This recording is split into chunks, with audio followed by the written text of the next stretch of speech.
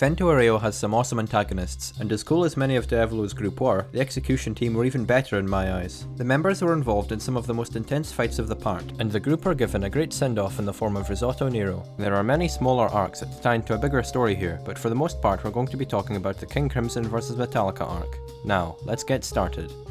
First off, the My Name is Doppio arc immediately knows how to catch the reader's attention through the new character we are introduced to.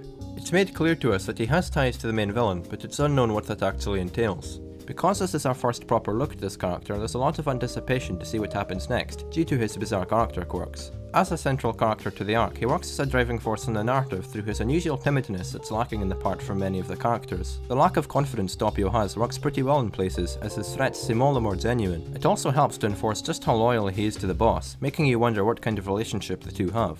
The arc is mainly just character building, and it does a damn good job of it. I really enjoyed seeing how the Diavolo-Doppio split works, and you appreciate it all the more when it's finally revealed. As interesting as Doppio is, it is perhaps Nero that takes centre stage. The execution team have been prevalent for much of the part, so Nero is a far more important villain than the average stand user the gang go against.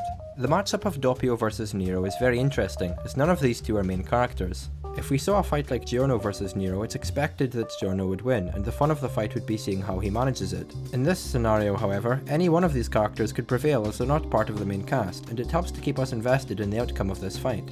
It appears as a potentially pivotal moment in the story for Nero to emerge as a bigger threat moving forward, and we'll get into more of that later.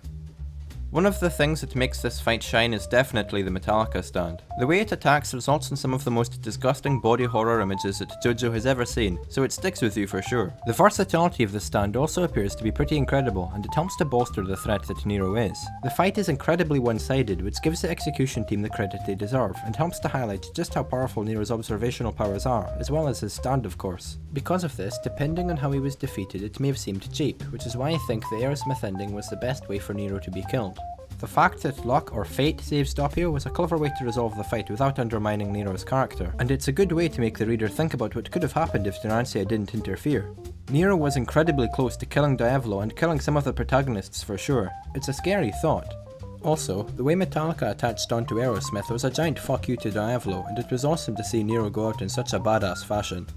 The pacing of these chapters don't let up, and events afterwards are as tense as ever as it seems like the gang might catch up to Diavolo.